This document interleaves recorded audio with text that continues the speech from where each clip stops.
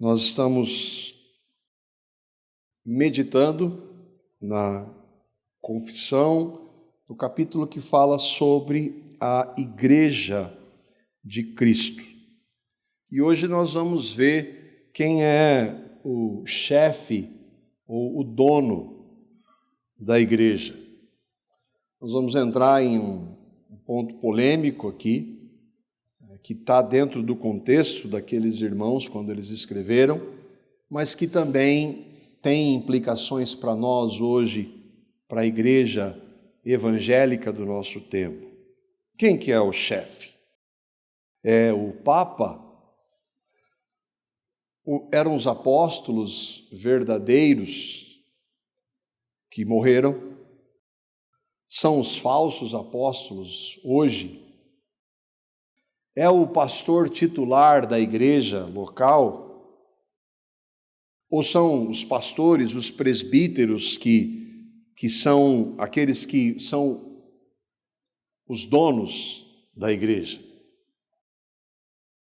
E é importante nós considerarmos isso hoje, porque com muita tristeza há hoje denominações que são, sim, propriedades, literalmente, de um homem. No meio evangélico pentecostal, neopentecostal, isso é muito comum. Eu me lembro de um pastor muito conhecido, em que ele rompeu com a sua denominação, ele criou a sua, e ele foi em cartório registrar o nome da igreja, e ele disse para todo mundo: não use esse nome, senão eu vou processar você. Ele é dono de uma grande denominação hoje no Brasil. Os líderes hoje, nós vamos falar um pouco sobre a figura do Papa, mas hoje há papas evangélicos, infelizmente. Mas ainda que a Bíblia estabeleça lideranças para as igrejas locais, nós vamos ver isso, Deus estabeleceu para que cada igreja local, como nós, por exemplo, cada igreja local ela deve ter, sim, uma liderança, que são os presbíteros, ou outro nome, bispos, ou pastores, e que juntamente com os diáconos, que são os únicos dois ofícios que a palavra de Deus estabelece para o governo da igreja local, devem sim cuidar daquele grupo de pessoas, daquelas pessoas que ali estão e que se reúnem, que são ovelhas do bom pastor. Não são denominações que devem comandar estruturas, nós vemos isso. Não é um grupo de pessoas que governa várias igrejas locais, isso não está de acordo com a palavra de Deus. Paulo não mandava, o apóstolo Paulo, nas igrejas que ele plantou. O apóstolo Paulo. Ele não botou o nome dele, muito pelo contrário, quando ele escreve inspirado pelo Espírito, ele vai dizer contra as divisões que tinha alguns defendendo Paulo, alguns defendendo Apolo, outros Pedro. Mas o fato é que a igreja de Cristo, ela tem um único cabeça e um único dono, para usar essa expressão mais simples, que é o Senhor. E é isso que a gente vai ver. Cristo é o cabeça da igreja. E o texto de Colossenses, capítulo 1, verso 18, como de praxe eu vou projetar, mas se você quiser acompanhar aí na sua Bíblia, por favor, o faça. Colossenses, capítulo 1, verso 18, é o texto que fundamenta esta verdade da confissão. E diz assim: Ele, Cristo, a manifestação de Deus encarnado. Se você for ler esse texto maravilhoso de Colossenses capítulo 1, ele vai falar de Cristo, a divindade de Cristo. Ele, Cristo, é a cabeça do corpo, que é a igreja. É o princípio e o primogênito dentre os mortos, para que em tudo tenha a supremacia ou a liderança ou a primazia. Ele é a cabeça do corpo. E aqui Paulo vai usar isso, uma figura muito clara em 1 Coríntios, do corpo, que são todos aqueles que creram no Evangelho, são membros de um corpo. Então, Paulo, inclusive, vai usar figuras para falar do corpo. Por exemplo, o olho não pode dizer para a mão que eu não preciso de você. E aqueles membros que às vezes a gente considera menos importantes na nossa concepção humana caída, eles são tão importantes quanto aqueles que a gente dá mais valor.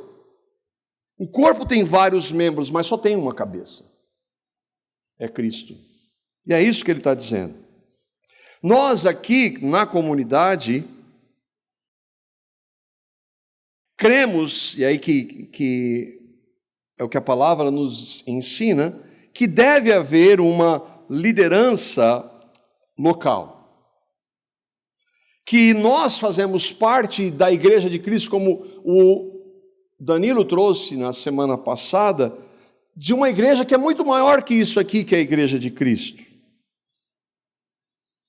E nós entendemos que, à luz da palavra, a liderança deve ser composta, deve ser plural, ela não pode estar centrada em um homem só.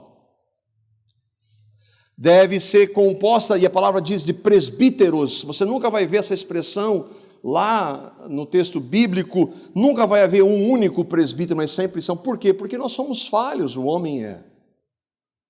E a nossa busca, o nosso primeiro pecado foi querer ser Deus, ser a autoridade, comandar. E por isso que a palavra de Deus estabelece que haja entre nós somos hoje em 6 irmãos.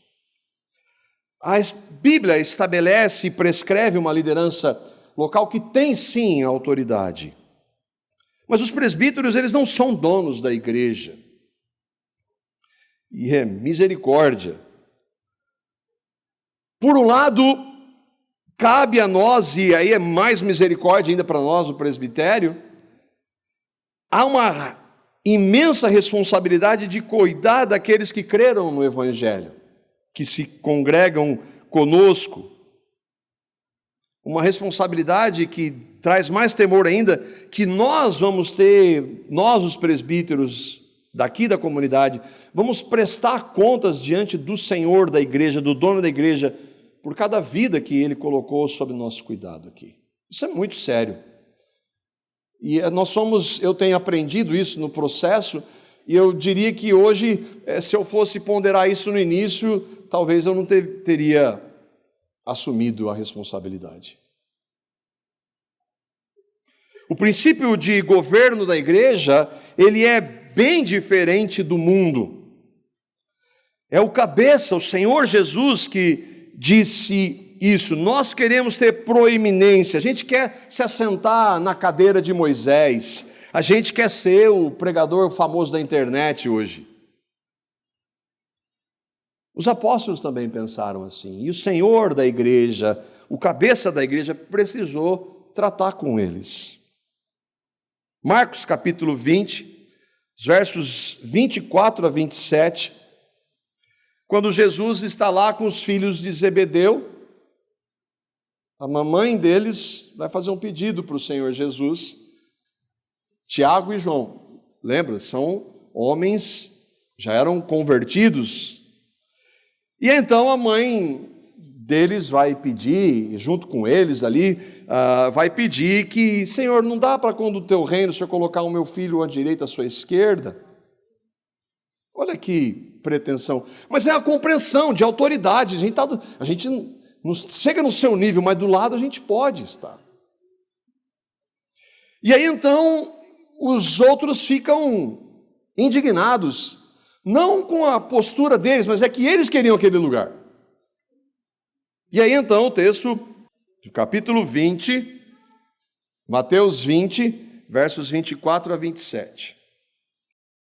Quando os outros 10 ouviram isso, o pedido da mãe, ficaram indignados com os 2 irmãos. E aqui mostra que eles estavam falando, mamãe, fala lá com a gente, para o Senhor. Jesus os chamou e disse, vocês sabem, e aqui Jesus está mostrando qual é o padrão dele em relação ao padrão do mundo. Vocês sabem que os governantes das nações as dominam. E as pessoas importantes exercem poder sobre elas. Mas não será assim entre vocês. Ao contrário, quem quiser tornar-se importante entre vocês deverá ser servo. E quem quiser ser o primeiro deverá ser escravo. Por quê, Senhor? Porque eu sou assim. Como filho do homem que não veio para ser servido, mas para servir e dar a sua vida em resgate por muitos. Então, os irmãos do presbitério, essa é a nossa função. A gente está para servir, não é para estar acima. Nós valorizamos isso, mas o Senhor, o dono da igreja, não dá nem a menor importância para isso. Muito pelo contrário, ele diz, entre vocês que são meus, não é o padrão do mundo. Esse princípio era para os apóstolos, esse princípio é exatamente o mesmo para a igreja local. Presbíteros, diáconos. Nós não estamos aqui para ser reconhecidos, exercer poder. Eu não fui cumprimentado pelo pastor. Nosso papel isso deve nos quebrar, servir. No padrão do Senhor, que deixou a sua glória e veio servir. Nós nunca vamos atingir, mas esse deve ser o nosso alvo. O que então a confissão mostra, à luz da Escritura, sobre o senhorio do Senhor? Jesus, senhorio do Senhor. O Senhor Jesus Cristo é o cabeça da igreja, por determinação do Pai, de uma maneira suprema e soberana. Nele está investido o poder de chamar, instituir, ordenar e governar a igreja. O Papa de Roma não pode, em qualquer sentido, ser o cabeça da igreja. Ele é o anticristo. O homem da iniquidade, o filho da perdição, o qual se opõe e se levanta contra Cristo e contra tudo que se chama Deus, a ponto de assentar-se no santuário de Deus, como se fosse o próprio Deus. O Senhor Jesus o matará com o sopro da sua boca. E aqui nós temos duas sentenças distintas. A primeira, ela mostra a realidade da Escritura. O Senhor Jesus Cristo é o cabeça da igreja, por determinação do Pai, de uma maneira suprema e soberana. Nele está investido o poder de chamar, instituir, ordenar e governar a igreja. E a passagem, essa citação, ela se fundamenta em vários textos bíblicos. Dentre elas, Mateus, capítulo 28, os versos 16 a 20. O que aqueles irmãos estavam... Quem governa a igreja? É o Senhor. É Ele quem chama, é Ele quem institui, é Ele quem ordena e governa. E eles então vão dizer, onde que está isso? Quer dizer, essa definição parte de uma base escriturística, e eles vão pegar esse texto de Mateus, capítulo 28, versos 16 a 20. O Senhor Jesus aqui já havia realizado a sua obra de salvação, Ele está ressurreto, Ele está dando as suas últimas ordens para a igreja, para aqueles que iriam pregar o Evangelho. Ele vai voltar para o céu daqui a pouquinho. E aí então, essa passagem relata, os 11 discípulos foram para Galiléia para o monte que Jesus lhe indicara. Quando ouviram, o adoraram, mas alguns duvidaram. Então Jesus aproximou-se deles e disse, foi-me dada toda a autoridade no céu e na terra. Portanto, vão e façam discípulos de todas as nações, batizando-os em nome do Pai, do Filho e do Espírito Santo, ensinando-os a obedecer a tudo que eu lhes ordenei, e eu estarei sempre com vocês até o fim dos tempos. E aqui está o início prático da igreja. Mas não é quando o Espírito Santo vem? Às vezes a gente quer discutir essas questões. O ponto é quando Cristo vem, ele inicia, porque já ali aqueles primeiros homens, veja, são 11 aqui, um deles nunca creram no Evangelho, a igreja começou. É claro que o poder para que aqueles homens pudessem desenvolver vinha do Espírito Santo. Por 3 anos eles andaram com Deus encarnado, com Cristo, que deu autoridade para eles. Mas agora ele diz, vocês vão esperar, porque sem mim vocês não podem fazer nada. E eu vou enviar o Consolador junto com o Pai, para que o meu poder esteja sobre vocês no Espírito Santo, que é quando o Espírito Santo vem. Jesus está dizendo, me foi dada, por isso então ele é o cabeça. Quem deu? O Deus Pai. Deu a autoridade da igreja. Isso indica que é Jesus quem governa a sua igreja e não homens.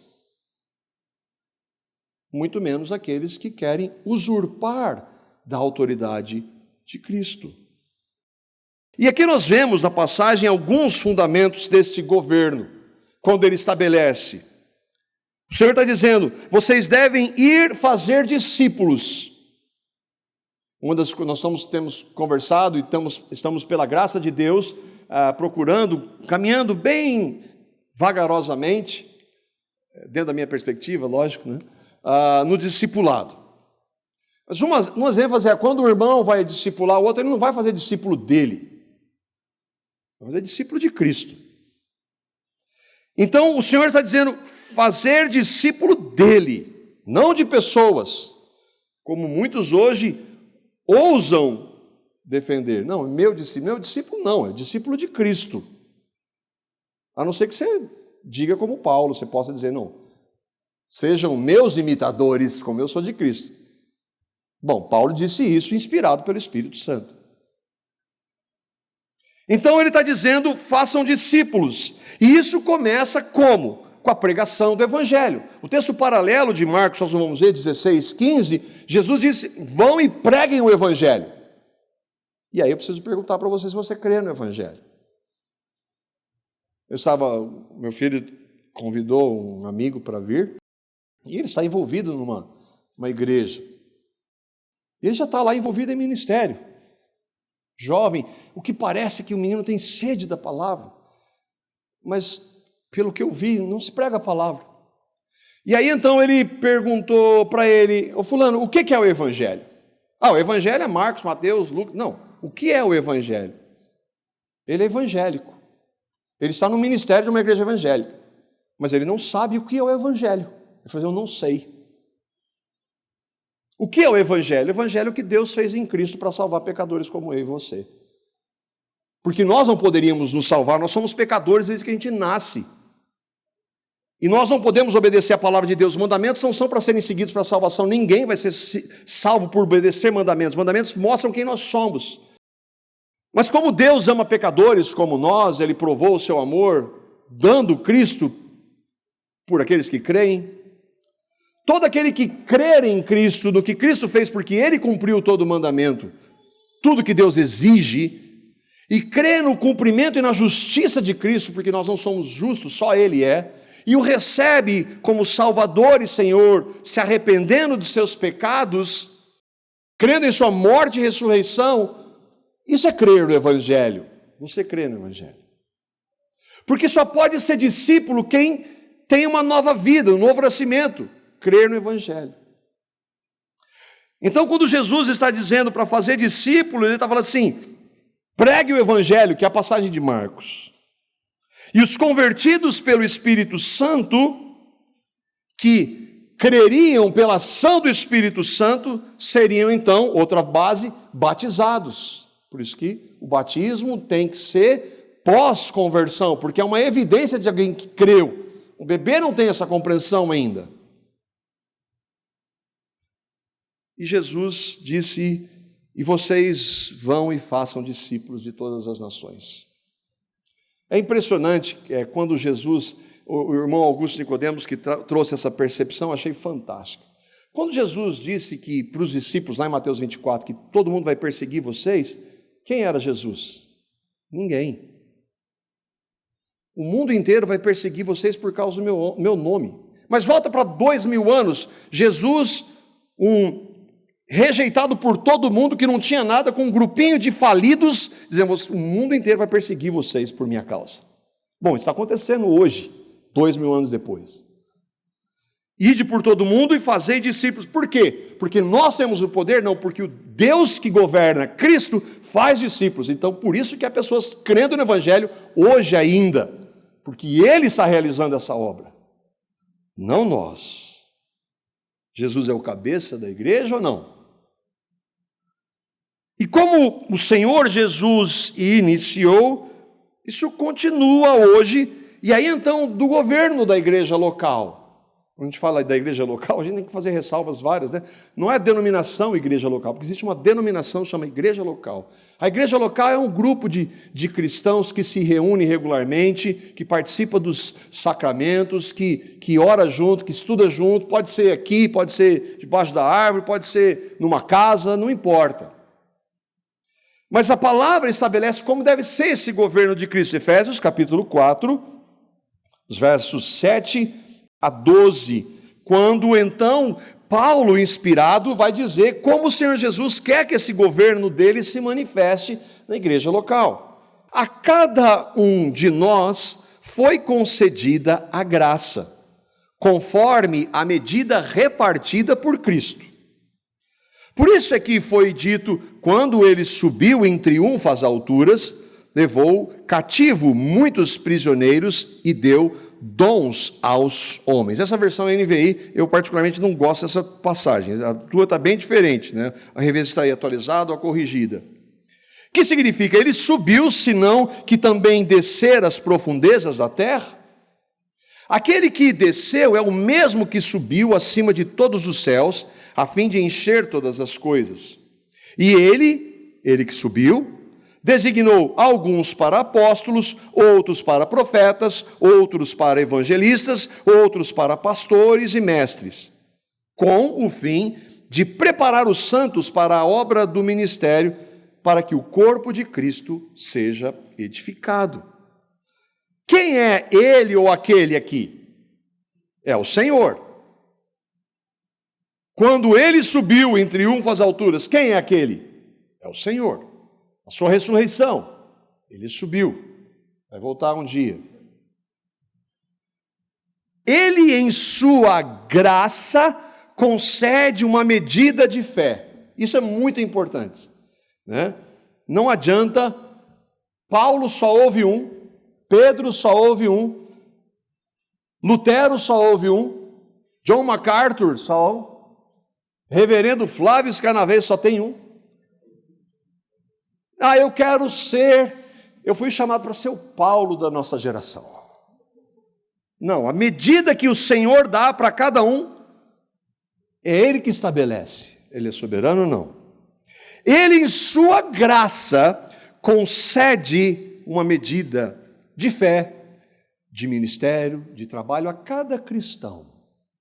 Eu estava ouvindo um homem de Deus, o pastor John Piper, e foi a última vez que ele veio pregar em São Paulo, e foram várias perguntas, e aí perguntaram sobre como é que ele conseguia, e ele era um pastor tão famoso, e pregou, e ele era livre, e blá, blá, blá. Ele falou assim, irmãos, quando Deus pega um grupo de presbíteros, lá numa cidadezinha, pense numa cidadezinha no interior do seu país, que tem lá 20, 30 irmãos, se ele for obediente ao Senhor, naquele ministério que para nós não vale muita coisa, né? Vale o de John Piper, John MacArthur, Augusto Nicodemos, para Deus é o que conta.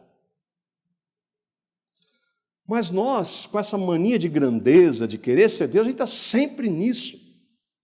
Mas Paulo está dizendo que ele repartiu essa medida por Cristo para cada um dos seus. Ah, mas aí, e pastores? Não, e aí cada um, as irmãs que estão ministrando. Hoje eu estou usando como exemplo a família Scarnavês, a irmã Sibeli está lá, está no Flávio. O trabalho que ela está fazendo, os irmãos da diaconia, o trabalho com as crianças, o ministério de música. O que você tem feito, se você crê, Como você tem vivido de acordo com a medida que o Senhor concedeu a você? Isso é o que importa. Ele deu dons aos cristãos, não é isso que o texto diz? Ele concedeu dons, então cada um de nós, e aí entra um outro, você que creu no Evangelho, onde você está? Está envolvido? E aí tem o contexto da igreja local. Você tem se envolvido no trabalho? E cada um deve fazer o que o Senhor ordenou.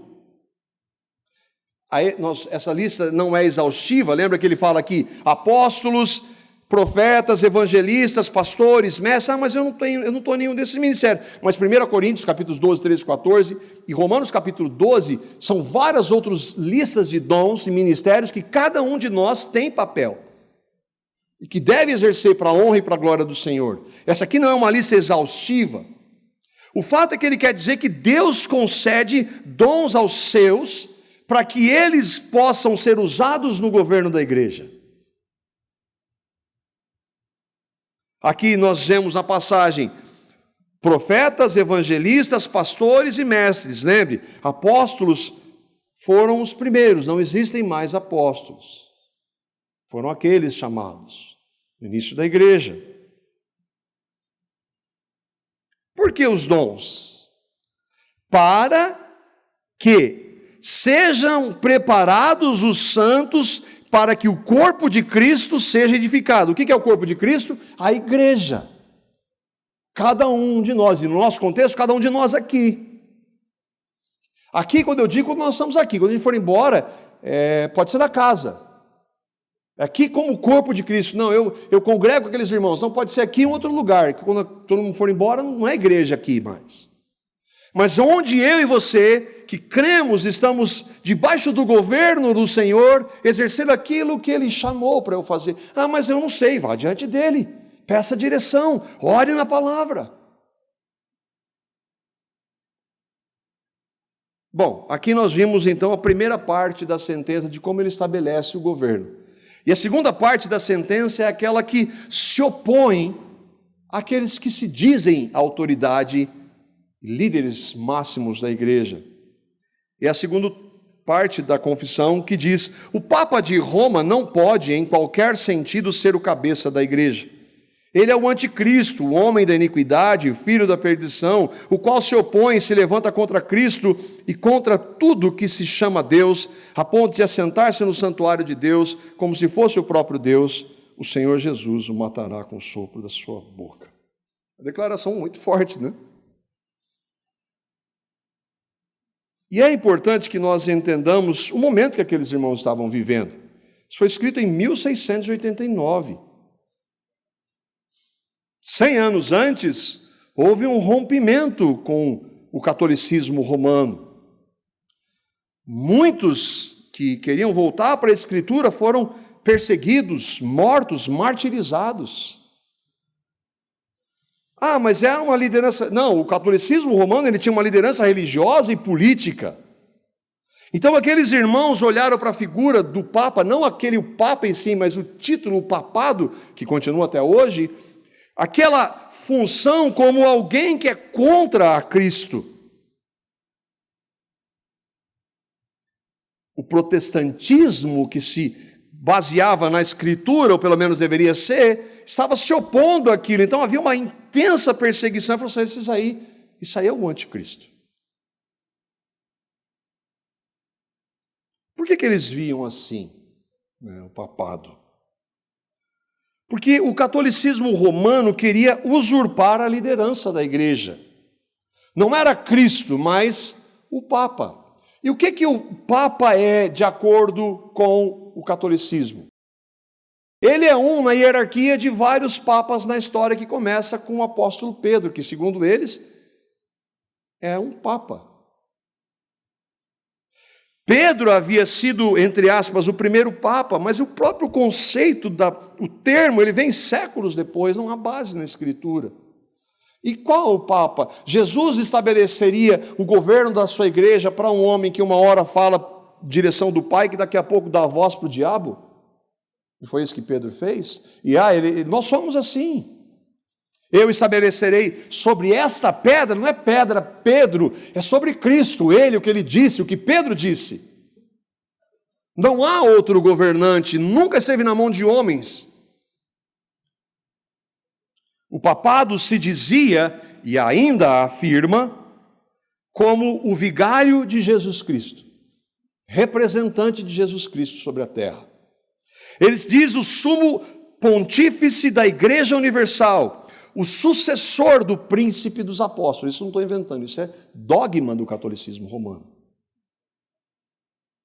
E como eles veem hoje? Vou ler para vocês o Concílio do Vaticano I, que é um documento que é válido como autoridade dentro do catolicismo. E eles, como eles equiparam a tradição à Bíblia, esse documento é tão importante e válido como a Bíblia. E aí o que eles dizem? Isso aqui é do Concílio Vaticano I, de 18 de julho de 1870.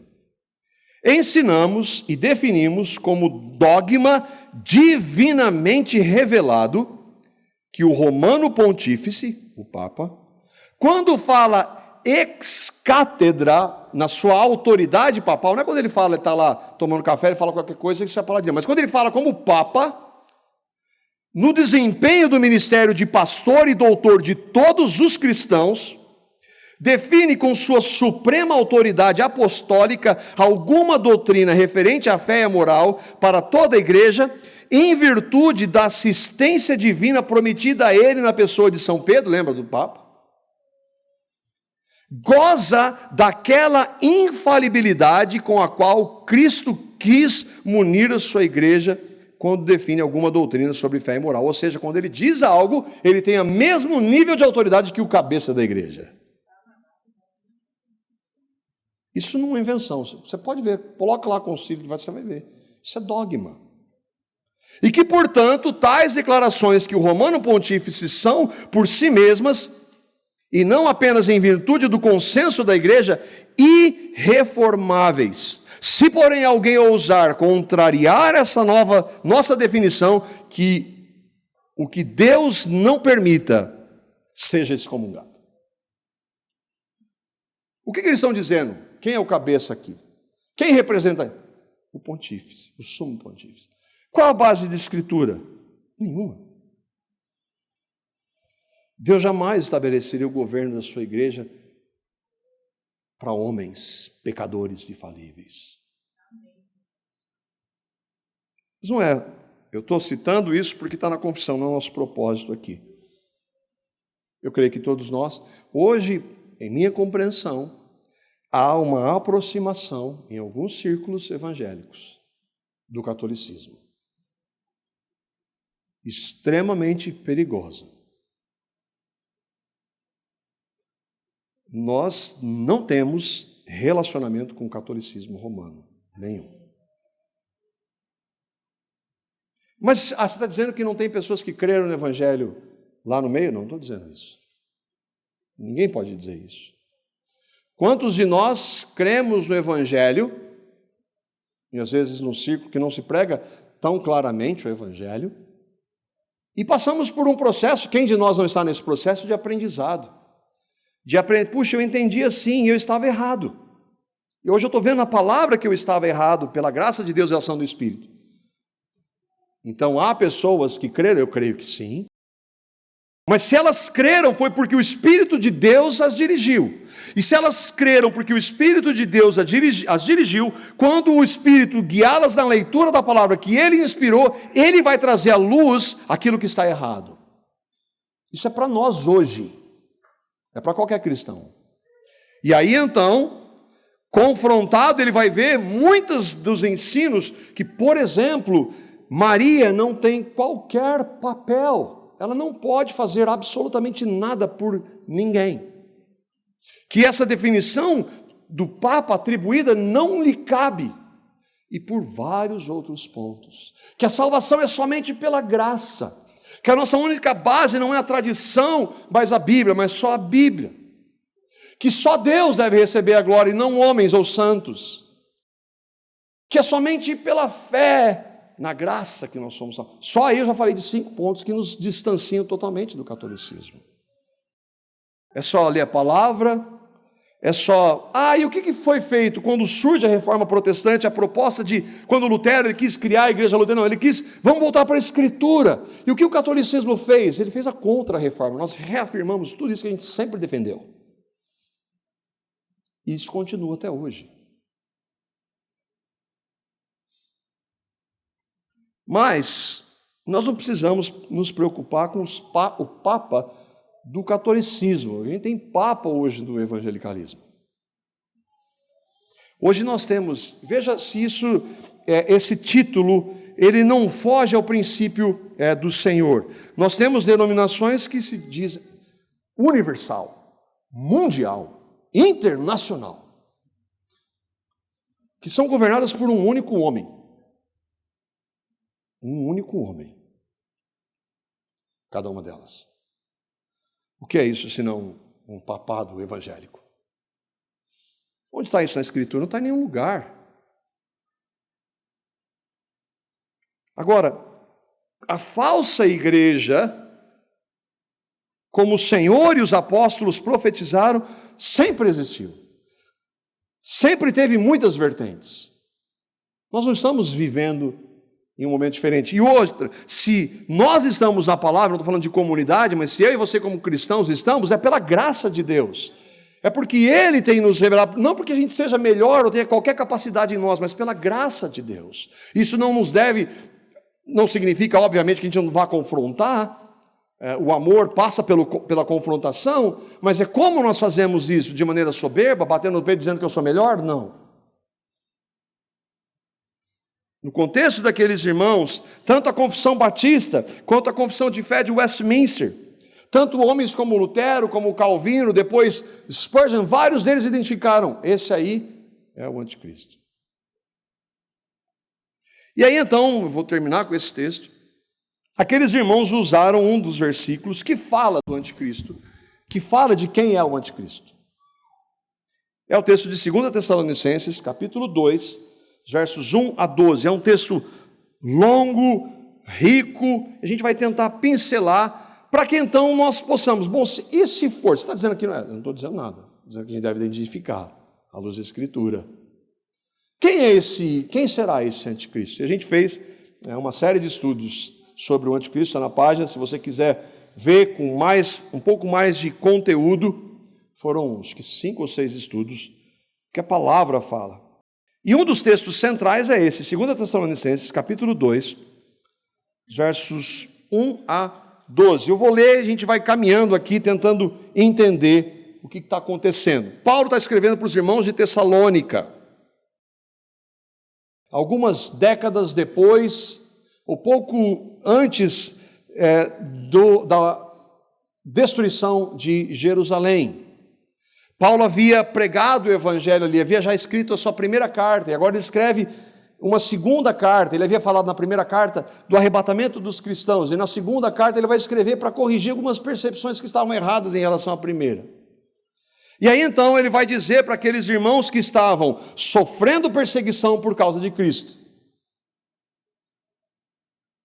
Ele diz assim: irmãos, quanto à vinda do nosso Senhor Jesus Cristo e o nosso reencontro com Ele, rogamos a vocês. Paulo está falando, irmãos, lembra que eu falei para vocês, a primeira carta, mais ou menos 1 ano atrás, do arrebatamento da igreja, que os mortos ressuscitariam primeiro e nós, se estivéssemos vivos, seríamos arrebatados juntamente com eles, para encontrar o Senhor nos ares? Aí ele diz, irmãos, quanto à vinda do Senhor, essa vinda que eu falei, e o nosso encontro com Ele, eu rogo a vocês, irmãos, cuidado. Aí ele continua, que não se deixem abalar, nem alarmar tão facilmente, quer por profecia, quer por palavra, quer por carta supostamente vinda de nós, como se o dia do Senhor já tivesse chegado. Irmãos, preste atenção, não se deixem levar por alguém que tem uma profecia, que diz que viu, por alguém que tem uma palavra, e outra, olha o que ele diz, por uma carta que supostamente tivesse vindo de mim, apóstolo. Receberam uma carta aí que está dizendo, não, a vinda do Senhor e o nosso encontro com Ele tem alguns princípios. Versículo 3: não deixem que ninguém os engane de modo algum. Antes daquele dia, na volta do Senhor e do nosso encontro com Ele, virá a apostasia. E então será revelado o homem do pecado, o filho da perdição. Esse é o anticristo. Então, antes da volta de Cristo e da nossa união com Ele, vai haver, primeiro, a apostasia. A apostasia sempre houve. Pessoas que professam a Cristo e daqui a pouco elas abandonam. Mas haverá uma apostasia, um abandono da fé. Em grande parte. Bom, a gente vê isso hoje. Eu estava conversando, nós estávamos lendo em casa, Filipenses, e nós falamos, por que Paulo, a Mariana perguntou, por que algumas igrejas não existem mais? Porque o homem, ele começa a ceder aqui, ceder ali, e daqui a pouco a igreja perde identidade. Olha a Europa, berço de uma proposta de retorno à Escritura, o que é a Europa hoje? É um continente apóstata. Então vai haver uma apostasia, e então vai ser revelado o homem do pecado, o filho da perdição. Então, irmãos, o que tem que acontecer? A manifestação do anticristo. Como é que é esse anticristo, Paulo? Versículo 4: ele se opõe e se exalta acima de tudo o que se chama Deus, ou é objeto de adoração, a ponto de se assentar no santuário de Deus, proclamando ele mesmo como Deus. Por que eles identificavam isso? Por que temos hoje no Vaticano, na Itália, na Basílica que foi feita para construir, onde senta-se naquela cadeira? Que é por isso que eles identificaram. O anticristo vai fazer isso. Ele vai se assentar no santuário de Deus, dizendo que ele mesmo é Deus. Versículo 5: não se lembram de que quando eu ainda estava com vocês, costumava lhes falar essas coisas? Você vê? Queria estar lá com aqueles irmãos, né? Ouvindo Paulo falar. Mas agora vocês sabem o que está detendo a manifestação do anticristo, para que ele seja revelado no seu devido tempo. O que está detendo? Ninguém sabe. Aqueles irmãos sabiam. Mas em última instância, quem está detendo a manifestação? Deus soberano. A verdade, e aí é que então nós podemos nos identificar hoje e ver, o mistério da iniquidade ou do pecado já está em ação. Estava em ação na época do apóstolo Paulo e continua hoje, em se infiltrando na igreja, com falsos discípulos, falsos mestres, falsos apóstolos, falsos pastores. Nunca foi diferente. Vai haver um momento que quem detém essa manifestação vai ser retirada, ou que quem vai fazer isso? Deus vai fazer isso. Então, versículo 8: será revelado o perverso, a quem o Senhor Jesus matará com o sopro da sua boca. Lembra? Esse texto está lá na confissão. E destruirá pela manifestação da sua vida. Então, Cristo, a nossa união com Ele, só vai acontecer quando o anticristo se manifestar. A ideia, por exemplo, de que vai haver um arrebatamento e que nós vamos passar pela nenhuma tribulação, se nós tivermos isso, é um erro. Se nós estivermos vivendo aquele período em que o anticristo ele vai perseguir a igreja, a verdadeira igreja, e ele é muito poderoso, o Senhor Jesus vai acabar com ele só com o sopro da sua boca. A vinda desse perverso, como é que ele vai se manifestar? Como é que eu posso identificar esse anticristo, Paulo? A vinda desse perverso é segundo a ação de Satanás, com todo o poder, com sinais e com maravilhas, ou sinais e prodígios da mentira. Ele vai fazer milagre. Aí quando você vê hoje uma igreja que só quer saber de milagre, eu fico com o pé atrás. Porque não tem milagre, tem falso milagre. E as pessoas vão. Imagina quando vier milagre. Mas o que Deus tem a ver com isso? Versículo 10. Ele, o anticristo, fará uso de todas as formas de engano da injustiça para os que estão perecendo, porquanto rejeitaram o amor à verdade que os poderia salvar. Nós cremos na soberania de Deus, na salvação dos seus eleitos. As pessoas que são condenadas porque rejeitam a Cristo. Elas preferem sinais e prodígios ao invés da verdade. Versículo 11. Por essa razão, quem vai fazer tudo isso? Deus lhes envia, essas pessoas que rejeitam o Evangelho, lhes envia um poder sedutor da pessoa do anticristo, a fim de que creiam na mentira. Vocês querem mentira? Então eu vou usar o anticristo para fazer sinais e prodígios da mentira, que vocês o sigam. Sério isso ou não? E sejam condenados todos os que não creram na verdade, mas tiveram prazer na injustiça, no pecado. O Papa se encaixa aí? Não sei. O fato é que não existe evangelho no catolicismo. Agora, nós não podemos ser como aqueles irmãos, então estou fazendo uma ressalva aqui. Nós devemos olhar para a Escritura e pedir sabedoria e direção ao Senhor, para que não estejamos, se o Senhor vier na nossa época, nós não sabemos, entre aqueles que são enganados. O fato, irmãos, é que a verdadeira igreja só tem um cabeça, é Cristo, o Senhor. Durante a história, não foram poucos que quiseram tomar o lugar dele. Que o Senhor, em sua graça, não permita que nós sejamos enganados por ninguém. Por Papa, nem por apóstolos, nem por pastores, por presbíteros, por ninguém.